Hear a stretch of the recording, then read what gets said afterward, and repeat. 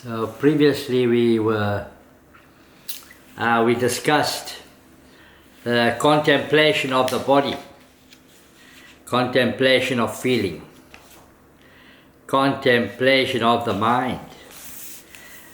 And with the Buddha's Noble Eightfold Path, chapter 6, we're going to embark on contemplation of phenomena. So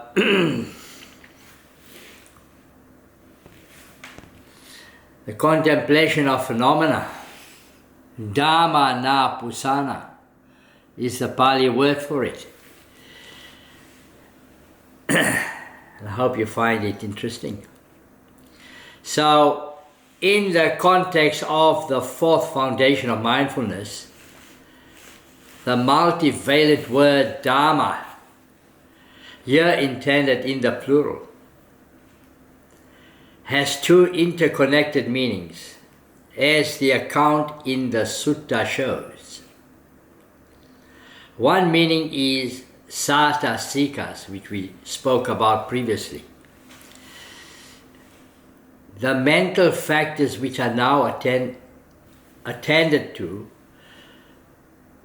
in their own right, apart from their role as coloring the state of mind, as was done in the previous contemplation. The other meaning is the elements of actuality, the ultimate constituents of experience, as structured in the Buddha's teaching. To convey both senses,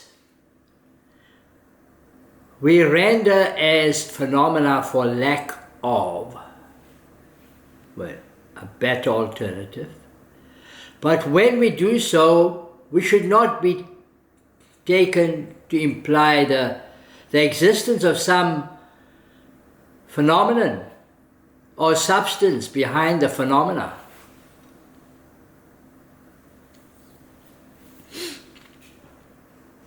The sutta section on the contemplation of phenomena is divided into 5 subsections, each devoted to a different set of phenomena.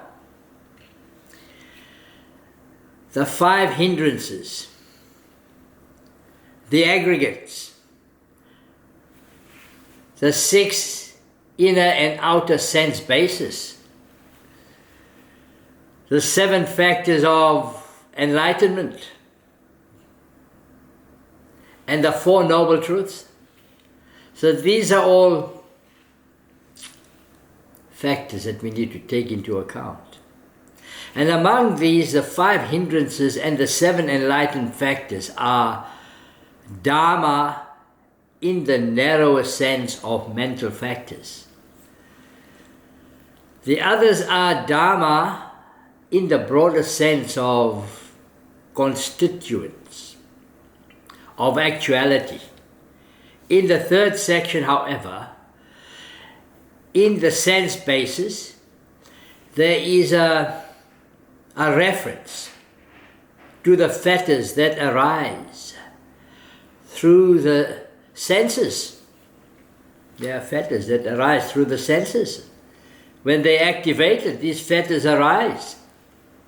And so do the defilements. So these can also be included among the mental factors in the present chapter. We shall deal briefly only with the 2 groups that may be regarded as Dhamma in the sense of mental factors. We already touched on both of these in relation to right effort. It was in chapter 5. We spoke of right effort. Now we shall consider them in specific connection with the practice of right mindfulness.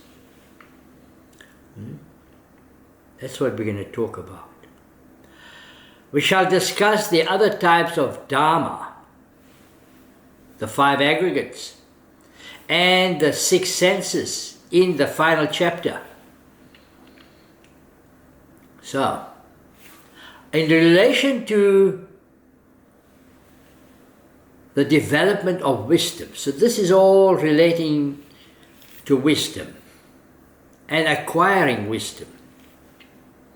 The 5 hindrances and the 7 factors of enlightenment require attention because they are, well, principally impediments or hindrances or obstructions and aids to liberation. So we need to recognize them before we can acquire liberation.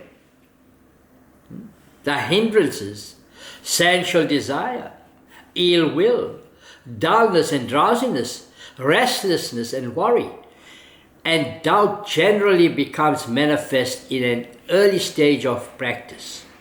These are all hindrances. They manifest, they surface.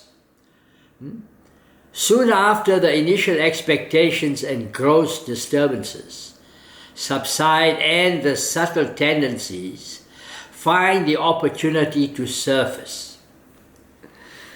And we need to recognize them when they surface. Whenever one of the hindrances crops up, its presence should be noted. Then when it fades away, a note should be made of its disappearance. Just an awareness of it, that's all. To ensure that the hindrances are kept under control, an element of comprehension is needed. According to the Buddha, we have to understand how the hindrances arise, how they can be removed, and how they can be prevented from arising in the future. So, these are the 3 things that we need to take into account. A similar mode of contemplation is to apply to the 7 factors of enlightenment. You got mindfulness, you got investigation, we have energy, we have rapture, we have tranquility, we have concentration, and we have equanimity. When any one of these factors arises, its presence should be noted or, well, taken notice of. Yeah? Then after noting its presence, one has to investigate to discover how it arises and how it can be matured, grown, empowered. When they first spring up, the enlightenment factors are weak in the beginning, when they first emerge. But the consistent cultivation, or through consistent cultivation, they accumulate strength as you continue your meditation and start being aware of these. Mindfulness initiates the contemplative process. When it becomes well established, it arouses investigation, the probing quality of intelligence. Investigation, in turn, calls forth energy. So it takes energy to investigate. Energy gives rise to rapture. Rapture leads to tranquility. Tranquility, one-pointed concentration. And concentration to equanimity. This is a process, through your meditation process. Thus, the whole evolving course of practice leading to enlightenment begins with mindfulness. That's the beginning point,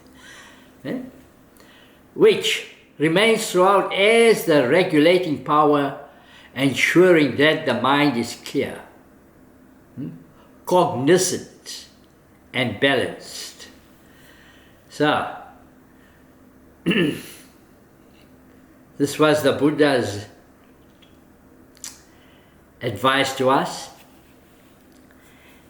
It was the Buddha's teaching that has given us a guide in recognizing the 5 hindrances in understanding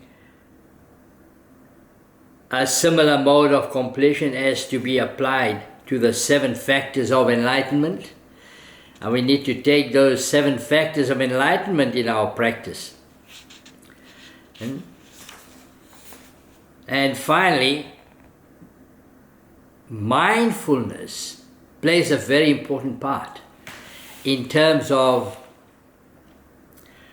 understanding this contemplative process of the phenomena related to our practice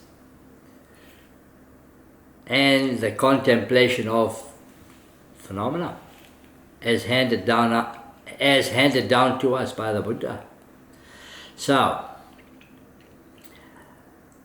if you've taken something from this delivery that I've enjoyed delivering, please subscribe to my channel, because there's a lot more coming your way. The entire Noble Eightfold Path is coming your way, complete with commentary, complete with some research work that I've done,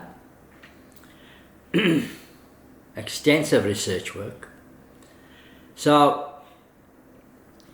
I'd like to hand all that over to you so you can take benefit from it. And I wish you well in your practice of the contemplation of phenomena. There's a lot involved in it. I suggest you listen to it again. So, until next time, have a great day and stay safe.